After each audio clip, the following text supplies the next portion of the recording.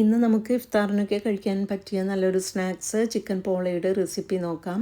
ഇതിനായി 300 gram boneless ചിക്കനിലേക്ക് 1/2 table spoon ഉപ്പ്, 1/4 സ്പൂൺ മഞ്ഞൾപ്പൊടി, 1 ടേബിൾ സ്പൂൺ കാശ്മീരി മുളക് പൊടി, 1/2 സ്പൂൺ ഗരം മസാല, 1 ടീസ്പൂൺ ഇഞ്ചി വെളുത്തുള്ളി പേസ്റ്റ് ഇത്രയും ചേർത്ത് മാരിനേറ്റ് ചെയ്ത് അരമണിക്കൂർ വയ്ക്കാം. ഇതിലേക്കുള്ള മാവ് റെഡിയാക്കാനായി 2 മുട്ട, 1.5 ഗ്ലാസ് പാൽ, 1 കപ്പ് മൈദ, 1/4 സ്പൂൺ ഉപ്പ്, 1/2 സ്പൂൺ കുരുമുളക് പൊടി, 3 സ്പൂൺ ഓയിൽ ഇത്രയും ചേർത്ത് മിക്സിയിലൊന്ന് ബ്ലെൻഡ് ചെയ്തെടുക്കാം. ചിക്കൻ വെളിച്ചെണ്ണയിൽ ഫ്രൈ ആക്കി എടുക്കാം.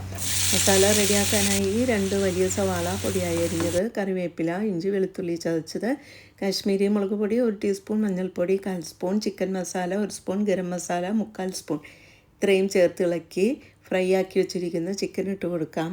ഒരു പാനിലേക്ക് 1/4 സ്പൂൺ നെയ്യ് ഒഴിച്ച് റെഡിയാക്കി വെച്ചിരിക്കുന്ന മൈദ മാവ് 3/4 ഭാഗത്തോളം ഒഴിച്ചു കൊടുത്ത് 10 മിനിറ്റോളം ലോ ഫ്ലെയിമിൽ വെച്ചൊന്ന് വേവിക്കാം. ശേഷം ചിക്കൻ മസാല ചേർത്ത് കൊടുക്കാം. ബാക്കിയുള്ള മൈദാമാവ് കൂടി ഒഴിച്ച് മല്ലിയില, തക്കാളി, ക്യാപ്സിക്കം, ചിക്കൻ ഫ്രൈ ഇതെല്ലാം ചേർത്ത് ഒന്ന് ഡെക്കറേറ്റ് ചെയ്ത് മൂടി വെച്ച് ലോ ഫ്ലെയിമിൽ 10 മിനിറ്റ് വേവിക്കാം.